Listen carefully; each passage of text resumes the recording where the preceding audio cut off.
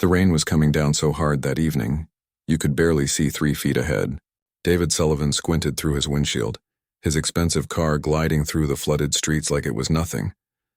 He'd just left another one of those business meetings that ran way too long, the kind where everyone talks in circles for 2 hours when they could have wrapped things up in 20 minutes. David was tired. Not just the kind of tired you get from a long day at work, but the deep-down exhaustion that comes from juggling too many things at once. At 40 years old, he was running a software company worth millions, raising 2 kids on his own, and trying to keep his head above water after losing his wife 3 years ago to cancer. Some days were better than others. Today wasn't one of the better ones. He reached for his coffee cup in the holder, realized it was empty, and tossed it back with a sigh. The street he was driving through was one of those fancy neighborhoods where every house looked like it belonged in a magazine. Big gates, perfect lawns, the works. His own house was about 10 minutes away in a similar area. People always assumed life was easy when you had money, but David knew better. Money didn't tuck your kids in at night. It didn't fill the empty side of the bed. It didn't make the loneliness disappear. The wipers were working overtime, slapping back and forth across the glass in a rhythm that was almost hypnotic. David's mind was already at home, thinking about whether the kids had finished their homework, whether Mrs. Thompson had remembered to take the casserole out of the oven, whether his daughter Sophie was still giving him the silent treatment over their argument that morning about her phone privileges. That's when he saw something. Just a flash in his headlights as he passed a bus stop on the corner. A small shape, huddled on the bench, getting absolutely soaked by the rain. He drove past it, his brain taking a second to catch up with what his eyes had seen. A kid. That was a kid sitting out there.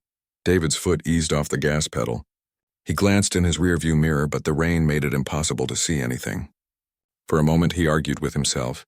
It's probably nothing. Maybe someone waiting for a bus. Maybe a teenager who can handle themselves.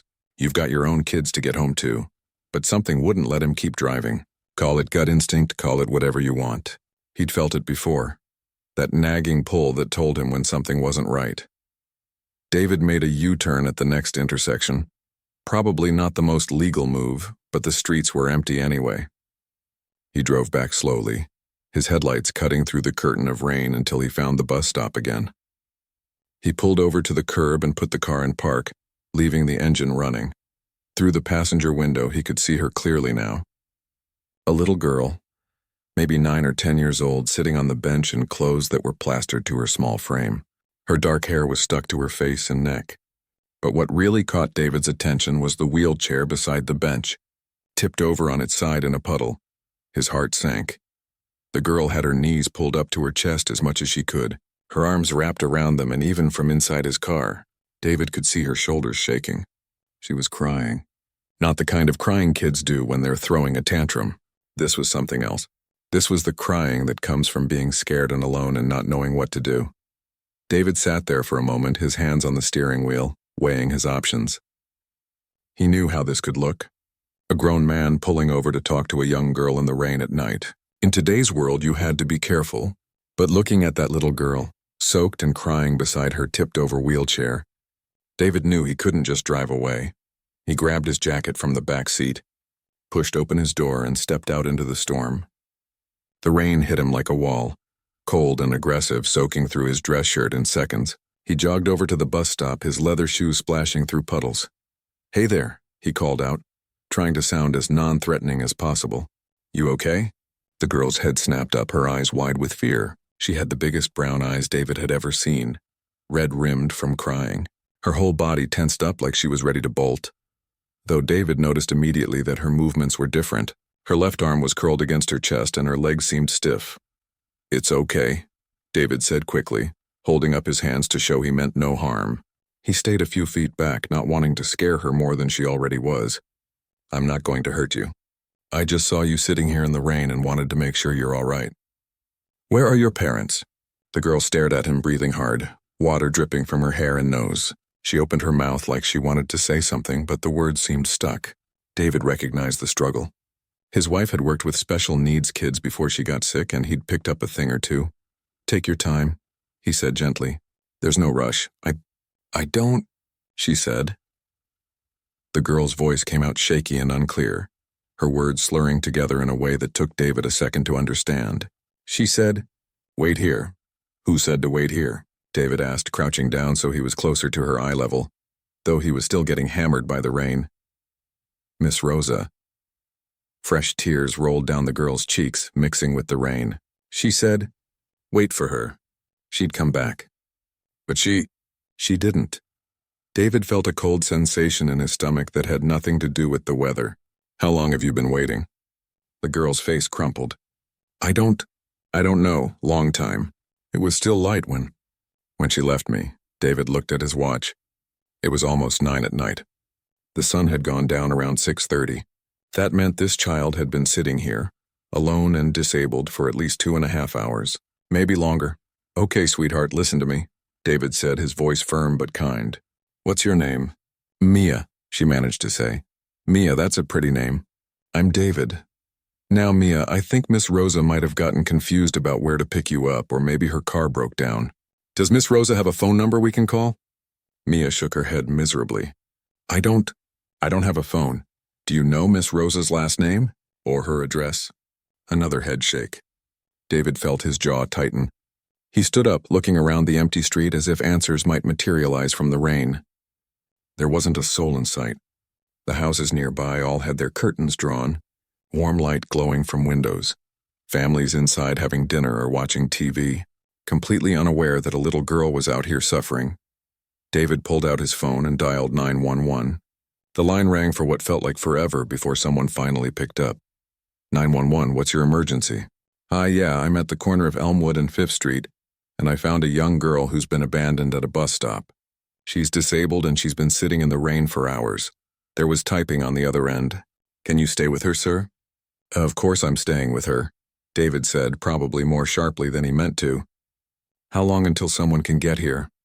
More typing. A pause that stretched too long. "Sir, we're getting slammed with calls right now. The storm has caused multiple accidents and flooding throughout the city. I can dispatch an officer, but I'm looking at least a 2 to 3 hour wait time." 3 hours? David looked at Mia, who was watching him with those huge, hopeful eyes. "She can't sit here for 3 more hours. She's already hypothermic." "I understand your concern, sir. Is the child in immediate danger?" David wanted to shout that yes, obviously she was in danger, but he forced himself to stay calm. "She's cold, wet, and appears to have been abandoned by her guardian. She uses a wheelchair and seems to have some kind of disability that affects her mobility and speech. Do you know her name or any family contact information?" "Her name is Mia. She doesn't know the last name of the woman who left her here or have any contact information." The dispatcher sighed, and David could hear the exhaustion in her voice. "Sir, the best I can do is take your information and have an officer contact you when they're available. In the meantime, if you can safely stay with her until help arrives, that would be appreciated." David closed his eyes. 3 hours. This little girl couldn't stay out here for 3 more minutes, let alone 3 more hours. He made a decision. "I'm going to take her to my house, get her warm and dry. I live at 2847 Maple Ridge Drive. My name is David Sullivan. Have the officer call me at this number when they're available." He rattled off his phone number. There was hesitation on the other end. "Sir, I have to advise you that I understand. But I'm not leaving a disabled child in the rain for 3 hours. Send someone when you can." He hung up before the dispatcher could protest further. David pocketed his phone and walked over to Mia's wheelchair. He righted it with one hand, checking to make sure it wasn't damaged. It was an older model, beat up and worn, with duct tape on one of the armrests. He rolled it over to the bench. "Mia, sweetheart, here's what's going to happen," David said, crouching down in front of her again. "The police are really busy because of the storm, and they can't get here for a long time. I can't leave you sitting here in the cold, so I'm going to take you to my house, get you into some warm, dry clothes, and give you something hot to eat. Then we'll figure out how to find Miss Rosa, or whoever is supposed to be taking care of you. Does that sound okay?" Mia's eyes filled with fresh tears, but she nodded. "I need you to tell me if anything hurts, okay? I'm going to help you into your chair, but you have to let me know if I'm doing something wrong." "Okay," Mia whispered. David had never transferred someone from a bench to a wheelchair before, but he'd seen it done at the therapy center, where his wife used to volunteer. He positioned the wheelchair as close as possible and locked the wheels. Then, as gently as he could, he helped Mia slide to the edge of the bench. "I'm going to lift you now, all right? Put your arm around my neck if you can. Mia did her best, her right arm hooking around his neck while her left stayed curled against her body. David lifted her carefully, surprised by how light she was, and settled her into the wheelchair. He made sure her feet were positioned on the footrests and that the seatbelt was fastened. "You doing okay?" he asked. She nodded, and for the first time there was something other than fear in her eyes. Relief, maybe. Or hope. David looked around one more time, half expecting someone to come running out of the rain, apologizing for the mix-up, ready to take Mia home. But the street remained empty except for the sound of rain hammering against the pavement. He grabbed his jacket and draped it over Mia's head and shoulders like a makeshift umbrella, then pushed the wheelchair toward his car. The passenger door was already unlocked. David opened it wide and turned to Mia. "This part might be a little tricky. I'm going to lift you into the front seat, and then we'll fold up your chair and put it in the back. Sound good?" "Okay," Mia said, her voice barely audible over the rain. It took some maneuvering, but David managed to get Mia settled in the passenger seat and buckled in. The wheelchair folded easier than he expected, and he loaded it into his trunk along with the soaking wet jacket he'd tried to shield her with. When he climbed into the driver's seat, he cranked up the heat to full blast. Mia was shivering violently, her teeth chattering so hard he could hear it. He pulled off his suit jacket and wrapped it around her shoulders. It was wet, but it was better than nothing. "We'll be home in 10 minutes, he said, pulling away from the curb. "Then we'll get you warmed up properly." As he drove, David glanced over at Mia. She had her good hand wrapped around his jacket, pulling it tight, staring straight ahead through the windshield. He wondered what she was thinking. Was she scared? Relieved? Both? "Mia," he said softly, "do you remember where you were before Miss Rosa brought you to that bus stop?" She was quiet for a moment. "Home. And where's home?" "With Miss Rosa." Her voice got even smaller. "But she said she didn't want me anymore." The words hit David like a punch to the gut. What kind of person tells a child they don't want them and then dumps them at a bus stop in the rain? "Well," David said, his voice rough with emotion, "you're safe now. That's what matters." They drove the rest of the way in silence, the only sounds being the rain, the heater blowing hot air, and Mia's gradually slowing shivers. When David pulled into his driveway, the garage door rolled open automatically, and he pulled inside, grateful to finally be out of the storm. He turned off the car and looked at Mia. "Ready?" She nodded, and David saw it then, a tiny spark of trust in those big brown eyes. It wasn't much, but it was something. He didn't know it yet, but that moment, that decision to turn his car around in the rain, was about to change everything. Not just for Mia, but for his whole family. Sometimes life throws you curveballs, and sometimes those curveballs turn out to be exactly what you needed, even if you didn't know you needed them. David got out, retrieved the wheelchair from the trunk, and came around to help Mia. As he lifted her from the car, she said something so quietly he almost missed it. "Thank you." 2 simple words. But they carried the weight of the world. "You're welcome, sweetheart," David said, settling her into the chair. "Come on, let's get you warm and dry." And with that, he pushed the wheelchair toward his house, toward his family, toward a future none of them could have predicted. The garage door closed behind them with a soft hum, shutting out the sound of the rain. David pushed Mia's wheelchair toward the door that led into the house, his mind racing through what he needed to do first. Get her dry, get her warm, find her some clean clothes, and figure out what the hell was going on. He opened the door and immediately heard voices from the kitchen. The smell of something Italian hit him, probably the lasagna Mrs. Thompson had mentioned that morning. His housekeeper had been with the family for 5 years now, ever since his wife got too sick to manage the house. She was more family than employee at this point. "Kids, I'm home," David called out, pushing Mia's wheelchair through the doorway. The voices stopped. Footsteps came rushing toward them, and suddenly David's 12-year-old daughter Sophie appeared in the hallway, her phone in her hand as always. Right behind her was his 7-year-old son Tyler, still wearing his soccer uniform from practice earlier. Both of them froze when they saw Mia. "Dad?" Sophie's eyes went wide. "Who is that?" Mrs. Thompson emerged from the kitchen, wiping her hands on her apron. She was a woman in her 60s with gray hair always pulled back in a neat bun, and the kind of face that had seen enough of life to not be surprised by much. But even she looked shocked. "Mr. Sullivan, what happened?" David realized how this must look.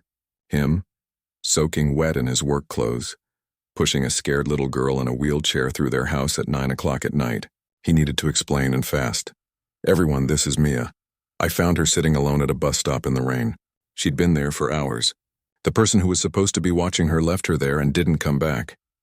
David kept his voice calm and matter-of-fact. The police can't get here for at least 3 hours because of the storm. So I brought her here to get warm and dry while we figure out what's going on. Tyler stepped closer, his eyes curious rather than suspicious the way Sophie's were. Hi, he said to Mia. I'm Tyler. That's a cool wheelchair. Mia looked up at him, her wet hair still dripping, and managed a tiny smile. Sophie, on the other hand, crossed her arms. Dad, you brought a random kid home? Don't you think that's kind of weird? Sophie, David said, his voice carrying a warning edge. Not now. Mrs. Thompson was already moving into action, the way she always did when something needed fixing. Poor thing, she's shivering like a leaf. Mr. Sullivan, you get yourself dried off. I'll take care of her. Sophie, go find some clothes that might fit, something comfortable. Tyler, get some towels from the linen closet. The kids scattered, though Sophie went with obvious reluctance. Mrs. Thompson crouched down next to Mia's wheelchair, her voice soft and grandmotherly. Hello, sweetheart. I'm Mrs. Thompson, but you can call me Mrs. T, everyone does. Are you hurt anywhere? Mia shook her head. Good, that's good. How about we get you out of those wet clothes and into a nice warm bath? Would you like that? Okay, Mia whispered. David watched as Mrs. Thompson took control, wheeling Mia toward the downstairs bathroom. He stood there dripping on his own floor, suddenly exhausted. What had he just done? Bringing a strange child into his home, one who was clearly in some kind of foster situation, one who had special needs he knew nothing about. This could go sideways in about 100 different ways. But when he closed his eyes, all he could see was Mia sitting on that bench crying in the rain, her wheelchair tipped over beside her. No, he'd made the right call. He was sure of it. David headed upstairs to change into dry clothes. His bedroom felt too big and too empty the way it always did. His wife's side of the closet was still full of her things. He'd never been able to bring himself to clear them out. He grabbed a pair of jeans and a sweater, changed quickly, and headed back downstairs. Sophie was standing in the hallway outside the bathroom, holding a stack of clothes. She looked uncomfortable. Dad, I didn't know what to give her. I found some old pajamas I used to wear when I was like 8, and a sweatshirt. That's perfect, honey. Thank you. Sophie shifted her weight from foot to foot. Dad, what's going on? Like really going on? David sighed and leaned against the wall. Honestly, I don't know yet. But that little girl has been through something bad tonight, and until we can get her to the right people who can help her, she's staying here where it's safe and warm. That's all I know right now. Is she going to sleep here? Tonight? Probably. Yes. Sophie bit her lip, something she did when she was thinking hard about something. Does she have a family? I'm trying to figure that out. Before Sophie could ask anything else, Mrs. Thompson opened the bathroom door. Steam billowed out, carrying the scent of lavender soap. She's ready for those clothes, Sophie. Sophie handed over the stack and Mrs. Thompson disappeared back inside. David could hear her talking softly to Mia, her voice muffled through the door. After a few minutes, they emerged. Mia was clean and dry now, wearing Sophie's old pink pajamas that were a little too big on her small frame, and a gray sweatshirt with a cartoon cat on it. Her dark hair was still damp, but had been combed back from her face. She looked about 1,000 times better than she had 20 minutes ago, though her eyes still held that haunted, uncertain look. Tyler came running back down the stairs, nearly tripping over his own feet. I set up the guest room. I put extra pillows on the bed and turned on the lamp so it's not scary. That's very thoughtful, buddy, David said, ruffling his son's hair. Thank you. Is she staying in my room? She can if she wants. I don't mind. Tyler looked at Mia with complete openness, the way only a 7-year-old could. No judgment, no suspicion, just pure curiosity and acceptance. The guest room is fine for now, David said. Mrs. Thompson wheeled Mia toward the kitchen. Now, have you eaten anything today, sweetheart? Mia shook her head. Nothing at all? Mrs. Thompson's voice went up an octave, scandalized. Well, that simply won't do. We'll fix that right now. The kitchen was warm and bright, all stainless steel and granite countertops that David's wife had picked out years ago. Mrs. Thompson had set the table for David and the kids, but now she quickly added another place setting, David helped Mia transfer from the wheelchair to one of the dining chairs, which seemed easier for her to sit in. Sophie slouched into her usual seat across the table, still watching Mia with guarded eyes. Tyler plopped down next to Mia, chattering away about his soccer game that afternoon, not seeming to notice or care that Mia barely responded. Mrs. Thompson served up plates of lasagna, garlic bread, and salad. She put a smaller portion in front of Mia. "You eat what you can, dear. No pressure." For a few minutes, everyone ate in relative silence. David watched as Mia picked up her fork with her right hand, her left arm still curled against her body. Her movements were slow and deliberate, and he could tell eating wasn't easy for her. But she managed, taking small bites, her eyes downcast. "So, Mia," David said gently, "can you tell me a little more about Miss Rosa? How long have you lived with her?" Mia swallowed her bite of food and stared at her plate. "Not long, maybe 2 months. And before that? Where did you live before Miss Rosa?" "Different places." David's stomach tightened. "Different places. That meant foster homes. Multiple ones. Do you remember any of the names of the people you lived with before?" Mia's hand started shaking, her fork clattering against the plate. I don't want to talk about it." "Okay, that's okay," David said quickly. "We don't have to talk about it right now." Mrs. Thompson reached over and gently patted Mia's shoulder. "You just focus on eating, sweetheart. Everything else can wait." Tyler, who had been surprisingly quiet for all of 30 seconds, piped up. "Do you like soccer?" "I play soccer. I'm not very good, but it's fun." "What do you like to do?" Mia looked at him, and for the first time since David had found her, a tiny smile appeared on her face. "I like drawing. Drawing is cool. Sophie draws too. She's really good. She can draw people and everything." "Can you draw people?" "Sometimes. I like drawing. Princesses mostly." "That's awesome." Tyler's enthusiasm was infectious. "Sophie, show her your sketchbook." Sophie rolled her eyes. "Tyler, she probably doesn't want to see my drawings." "Actually," Mia said quietly, "I would like to see them, if that's okay." Something in Sophie's expression shifted. The defensiveness faded just a little. "Yeah, okay. After dinner, I guess." David felt a small weight lift off his chest. Tyler was his usual friendly self, and Sophie was at least making an effort. That was something. After dinner, while Mrs. Thompson cleaned up and refused David's offer to help, he retreated to his home office and shut the door. He pulled out his phone and searched for Child Protective Services emergency line. It took 4 tries and being transferred 3 times, but he finally got someone on the phone who could help. The woman's name was Linda Chen, and she sounded as tired as David felt. "You're saying you found an abandoned child at a bus stop?" "Yes, her name is Mia. She's around 9 or 10 years old, uses a wheelchair, and has some kind of condition that affects her mobility and speech. The woman who was watching her, someone named Miss Rosa, left her at the bus stop and told her to wait there. That was over 3 hours before I found her." David could hear typing on the other end. "And you brought her to your home?" "The police said it would be hours before anyone could respond because of the storm. I couldn't leave her there. She was hypothermic." More typing. A long pause. "Mr. Sullivan, I understand your intentions were good, but this puts us in a complicated situation. Do you have any identification for the child? Any paperwork?" "No, nothing. She doesn't even know Miss Rosa's last name." Linda sighed deeply. "Okay, here's what's going to happen. I'm going to run a search in our system for any Mias matching that description who are currently in the foster system. Given that it's late on a Friday night during a storm, I probably won't be able to get anyone out to you until tomorrow morning." "Can she stay with you overnight?" "Of course. That's not a problem." "Good.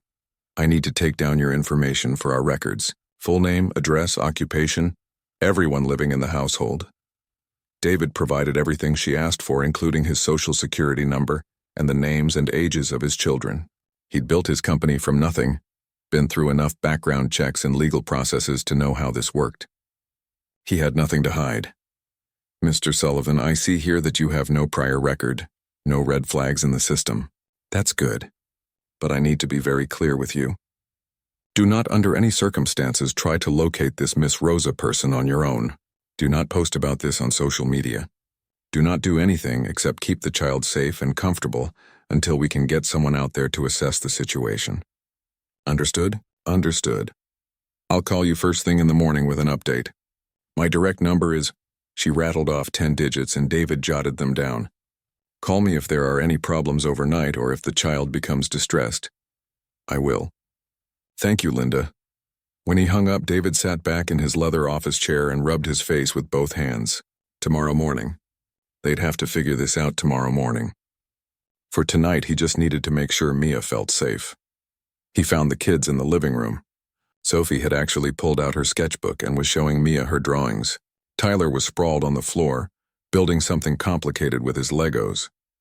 Mrs. Thompson had set up a cup of hot chocolate on the coffee table in front of Mia, who was studying Sophie's artwork with genuine interest. "This one is really pretty," Mia said, pointing at a drawing of a sunset over mountains. Sophie actually smiled. "Thanks, I did that one last month. It's from a photo we took on vacation." David cleared his throat. "Hey guys, it's getting late. Tyler, you've got soccer in the morning. Time to start getting ready for bed." "Aw, Dad, do I have to?" "Yes, you have to. Go brush your teeth." Tyler groaned dramatically but headed upstairs. Sophie closed her sketchbook and looked at her father. "What's happening tomorrow?" "Someone from Child Services is coming to talk to us and figure out where Mia belongs." He saw Mia's face fall, her eyes dropping to her lap. That look told him everything he needed to know about what this little girl had been through. She'd heard those words before. She knew what "figure out where you belong" really meant.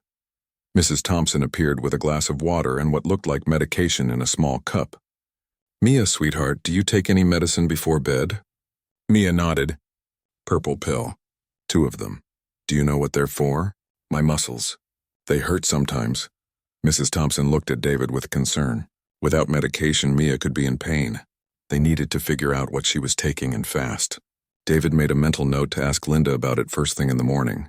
"We'll get that sorted out tomorrow," David assured her. "For tonight, if anything hurts, you tell us, okay?" Mia nodded, but David could tell she wasn't used to speaking up about her needs.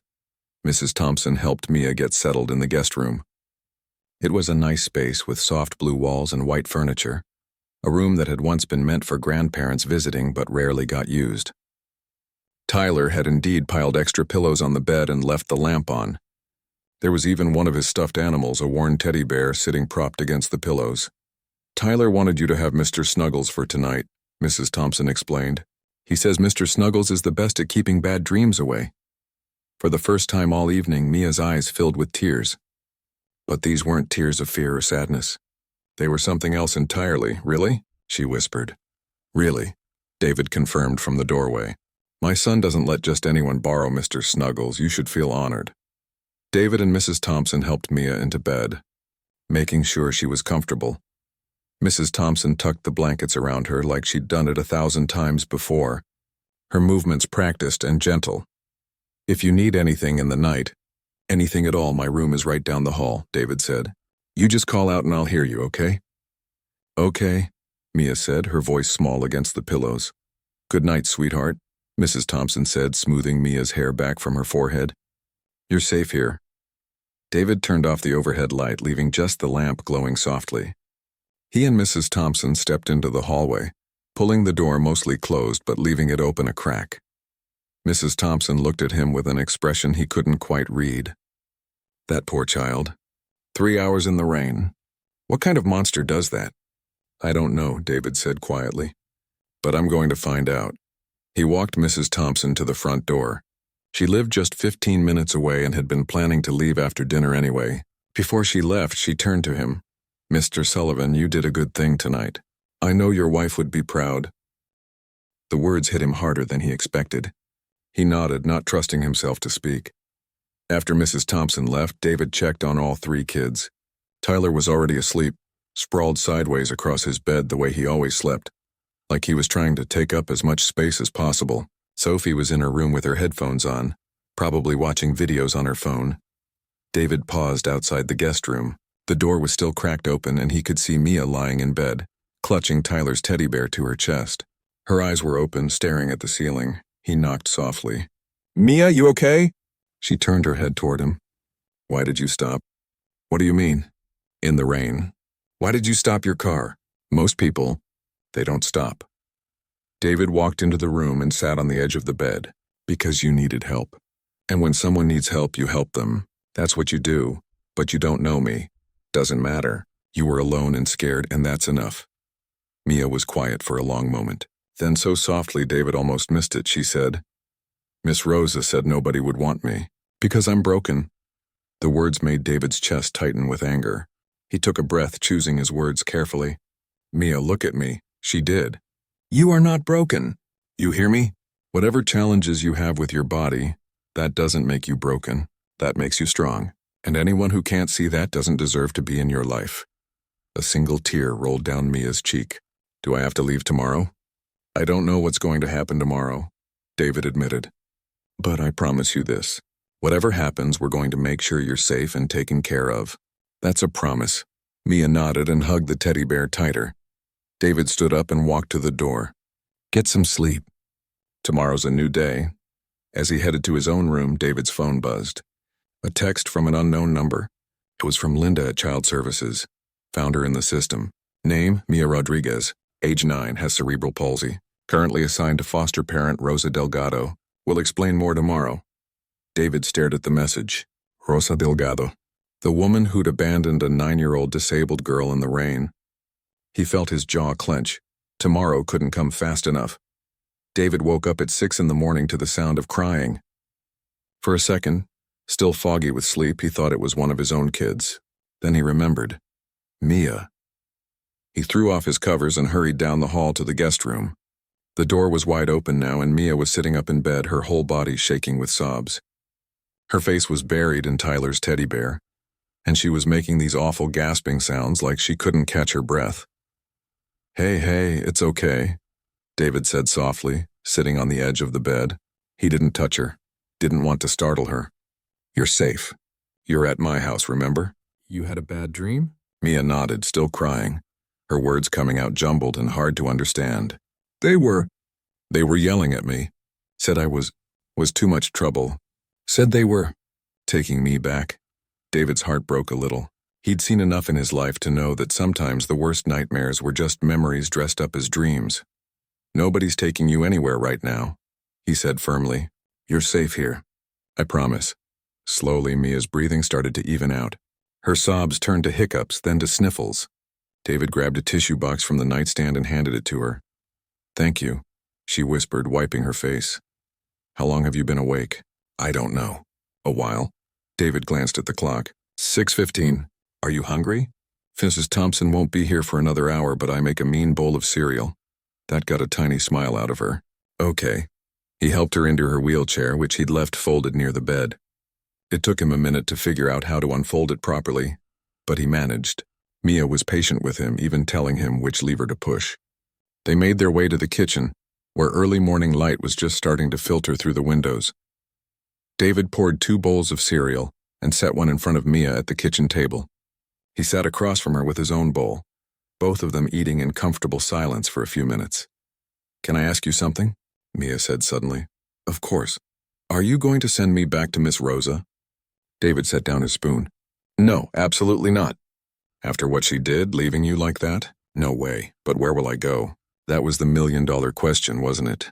David had been thinking about it all night, lying awake while his mind raced through possibilities. I don't know yet, but we'll figure it out. The social worker is coming today, and we'll talk about what's best for you. Mia nodded, but she didn't look convinced. She'd probably heard adults make promises before, promises that didn't get kept. By 7:30, the house was awake. Tyler came thundering down the stairs in his pajamas, excited to see Mia still there. Sophie was slower to emerge, but she did offer Mia a quiet good morning before pouring herself orange juice. Mrs. Thompson arrived at 8, took one look at everyone gathered in the kitchen, and immediately started making a proper breakfast. Pancakes, eggs, bacon, the works. David had told her last night about the social worker coming, and she'd insisted on being there. A child shouldn't have to face these kinds of meetings on an empty stomach, she'd said, and that was that. The doorbell rang at exactly 9 o'clock. David had been watching the clock, feeling more nervous than he had any right to be. This wasn't his kid. He'd only known her for less than 12 hours. But somehow the thought of her being taken away to some group home or worse, back to Miss Rosa, made his stomach churn. He opened the door to find a woman in her 40s, African American, wearing a professional pantsuit and carrying a worn leather briefcase. She had kind eyes, but the kind of tiredness around them that spoke of seeing too much. "Mr. Sullivan, I'm Linda Chen. We spoke on the phone last night." "Yes. Please come in." David stepped aside to let her enter. Linda's eyes swept the foyer, taking in the expensive artwork on the walls, the chandelier overhead, the general air of wealth that David had stopped noticing years ago. Her expression didn't change, but David could tell she was cataloging everything. "Mia's in the kitchen with my family," David said. "Would you like some coffee?" "That would be wonderful, thank you."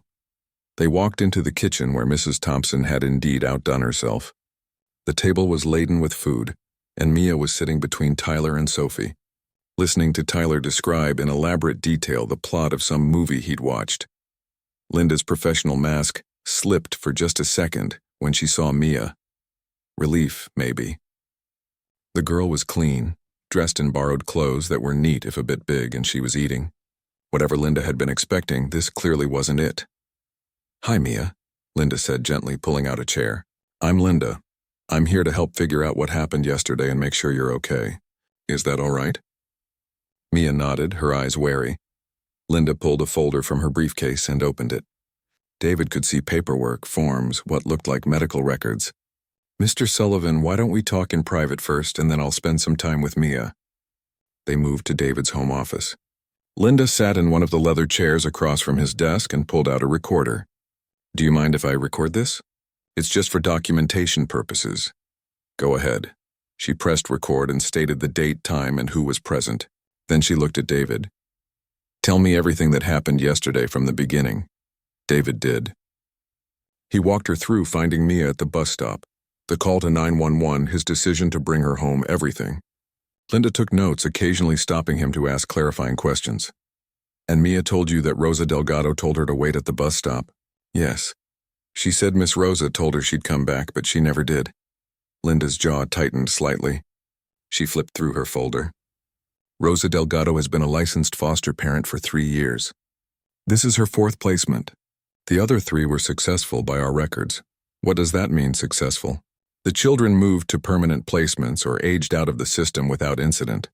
No complaints filed, no red flags." Linda looked up from her papers. "Until now. So what happens now?" Linda closed the folder. "That's complicated. Technically, Rosa still has custody of Mia. But given what happened, I've already begun the process of removing Mia from her care. Rosa's license will be suspended pending investigation." "Good. The problem is," Linda continued, "we don't have a lot of options for immediate placement. Mia has specific needs. Cerebral palsy, she's on medication, she needs physical therapy twice a week, and she has an IEP at school for speech and occupational therapy." David knew what an IEP was. Individualized Education Program. His wife had helped write them when she volunteered at the special needs school. "Not many foster families are equipped to handle that level of care," Linda said, "and the ones who are already at capacity. I'm looking at potentially placing her in a group home facility that specializes in children with disabilities." "A group home?" David's voice came out flat. "It's not ideal, but it's safe, and they have trained staff who can manage her medical needs." David thought about Mia, sitting in the kitchen, finally starting to relax after the horror of last night. Thought about her asking if she was broken, thought about her face when Tyler gave her that teddy bear. What if she stayed here? The words were out of his mouth before he'd fully thought them through. Linda blinked. "I'm sorry? What if she stayed here? Temporarily. Until you find a better placement. A real family, not a group home." "Mr. Sullivan, that's very generous, but you're not a licensed foster parent. The process to become one takes months. Background checks, home studies, training courses. I'll do all of it." "Whatever it takes," David leaned forward. "Look, I know this is unusual. I know I just met this kid yesterday, but she's been through hell. And she deserves better than being shuffled off to an institution, even temporarily." Linda studied him for a long moment. "Can I ask why? Why does this matter so much to you?" David thought about his wife, about the hundreds of hours she'd spent volunteering with kids like Mia, about how she'd always said that every child deserved to feel wanted, to feel like they mattered, about how in the 3 years since she'd died, he'd been so focused on just surviving that he'd forgotten what it felt like to do something that mattered. My wife, he said quietly. Before she got sick, she worked with special needs kids. It was her passion. She always said that these kids get overlooked, passed by because people think they're too much work. But she saw them, really saw them. He paused. I think she'd want me to do this. Linda was quiet for a moment. Then she sighed. There is something called emergency foster placement. It's short-term, usually just a few days or weeks, used in crisis situations. You'd need to pass an expedited background check and home safety inspection. If you're serious about this, I am. Then I can start the paperwork today. But Mr. Sullivan, I need to be very clear with you.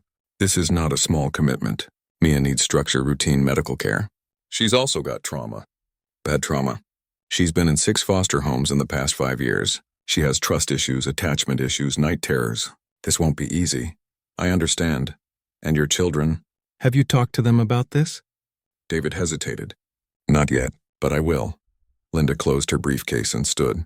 I need to speak with Mia now, alone. Then I'll need to talk to your children as well, separately. If everyone is on board, I can have the emergency placement approved by this afternoon. They went back to the kitchen. Linda asked if she could speak with Mia privately, and Mrs. Thompson wheeled her to the living room. David watched them go, his stomach in knots. Sophie immediately turned to him. Dad, what's going on? Let's talk in the other room. He gathered both kids into the family room. Tyler bounced on the couch while Sophie sat with her arms crossed, her face already skeptical. So, David began, the social worker is here to figure out where Mia goes next, and I've made a suggestion that I need to talk to you both about. What kind of suggestion? Sophie's eyes narrowed. I've offered to let Mia stay here, with us, as a foster placement. Tyler's face lit up. Really? That's awesome. Sophie, predictably, was less enthusiastic. Wait, what? Dad, are you serious? Very serious. For how long? I don't know yet. Could be a few weeks, could be longer. Until they find her a permanent home. Sophie stood up, her voice rising. Dad, you can't just decide to bring a random kid into our house without even asking us. You're right, David said calmly. That's why I'm asking now. This is your home too, and I want to know how you feel about it. How I feel. I feel like this is crazy. We don't know her, and she's... Sophie stopped herself, but David knew what she was about to say. She's what, Sophie? His daughter looked uncomfortable. She's disabled. She needs a lot of help. What if she takes all your time? What about me and Tyler? David understood where this was coming from. Sophie had been 9 when her mother got sick. She'd spent 3 years watching him pour all his energy into caring for someone who needed him constantly. She'd lost her mother, and in some ways she'd lost a piece of her father, too. Sophie, I know you're scared, and I know why. But this is different. Your mom was sick, and I was trying to save her. Mia isn't sick. She just needs someone to care about her. And what about the kids who already care about you? Sophie's voice cracked. What about us? Tyler had gone quiet, looking between his father and sister. David reached out and put his hand on Sophie's shoulder. You are my priority. Both of you, always, that doesn't change. But Sophie, we have room in this house and room in our lives to help someone who needs it. I'm not asking you to be her sister or her friend. I'm just asking if you can share your home with someone who has nowhere else to go. Sophie's eyes filled with tears. What if you decide you like her better than us? Oh, honey. David pulled her into a hug. That's impossible. You and Tyler are my world. Nothing changes that, nothing. Tyler tugged on David's sleeve. Dad, I think we should let her stay. She's nice, and she doesn't have a family. We have each other. We can share. Out of the mouths of 7-year-olds, Sophie pulled back from the hug, wiping her eyes. Fine, she can stay. But Dad, if this gets weird, if it doesn't work out, you have to promise you'll tell the social worker. I promise. Linda spent another hour at the house, talking to Mia alone, then talking to Sophie and Tyler separately. David couldn't hear what was being said, but when Linda finally came back to his office, she looked satisfied. All right, she said, pulling out a stack of forms. I'm approving emergency placement. You'll need to sign these forms, and I'll need to do a home safety check right now. If everything looks good, Mia can stay here while we process your full foster application. Just like that? Just like that. Mr. Sullivan, I've been doing this job for 15 years. I've seen a lot of homes, a lot of families, and I can tell when a situation is right. This is right. That little girl is comfortable here. Your kids are willing, and you have the resources to give her what she needs. She paused. But I'll be checking in regularly. Weekly visits at first, and if I see any red flags, any problems, I will remove her immediately. Understood? Understood. The home safety check took another hour. Linda went through every room, checking smoke detectors, looking at where medications were stored, examining the guest room where Mia would sleep. She asked about pool safety. They had a pool, but it had a locked fence. About firearms, David had none. About emergency procedures. Finally, at noon, Linda packed up her briefcase. Everything looks good. I'll file the paperwork this afternoon. Mia is officially in your care as of now. David walked her to the door. Thank you, Linda. Don't thank me yet. This is just the beginning. You've got a long road ahead of you. But she smiled when she said it. I'll see you next week for a follow-up visit. After she left, David found Mia in the living room with Mrs. Thompson. The little girl looked up at him with those huge brown eyes, and he could see the question written all over her face. So, David said, sitting down on the couch next to her wheelchair, how do you feel about staying here for a while? We've got a room for you, plenty of food, and Tyler's already planning to teach you how to play his video games. Mia's lip trembled. Really, I can stay? Really? For how long? We'll figure that out as we go. But for now, for as long as you need. Mia burst into tears, but this time they were different. These were tears of relief, of hope, of finally being wanted. Mrs. Thompson handed her a tissue, her own eyes suspiciously shiny. Come on, David said gently. Let's go tell the kids. Tyler's probably climbing the walls waiting to hear. As they headed toward the family room, David caught Mrs. Thompson's eye. She nodded at him. Approval and something like pride in her expression. He'd made the right decision. He was sure of it now. What he didn't know yet was just how much this decision would change everything. For all of them. The first week was harder than David expected, not because of Mia, but because of everything that came with her. On Monday morning, he had to figure out how to get Mia enrolled in school. The district office made him fill out what felt like 100 forms, and half of them required information he didn't have. Medical records, previous school transcripts, immunization history. Linda had to fax over emergency documentation just to get Mia into a classroom. Then there was the medication situation. Mia needed 3 different prescriptions, and her old pharmacy wouldn't transfer them without authorization from Rosa Delgado, who was conveniently not answering anyone's calls. David ended up taking Mia to his family doctor, Dr. Patterson, who saw them as an emergency appointment and wrote new prescriptions on the spot. She's underweight, Dr. Patterson said quietly to David, while Mia was getting her blood pressure checked by the nurse. Not dangerously so, but enough that I'm concerned. Has she said anything about her previous placement? Not much. Just that Miss Rosa told her she was too much trouble. Dr. Patterson's jaw tightened. He was an older man, close to retirement, and he'd been the Sullivan family doctor for over a decade. I'm going to recommend we set up a nutritionist consultation, and I want to see her back here in 2 weeks to check her progress. Physical therapy was another challenge.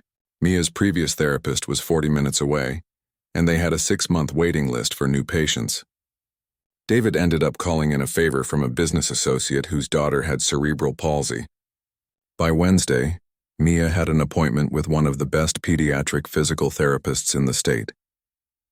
Through all of this, Mia was quiet. Almost too quiet. She said please and thank you, ate whatever was put in front of her and never asked for anything. It was like she was afraid that if she made any noise, if she caused any trouble, David would change his mind. Tyler had no such reservations. He'd decided that Mia was his new best friend and appointed himself her.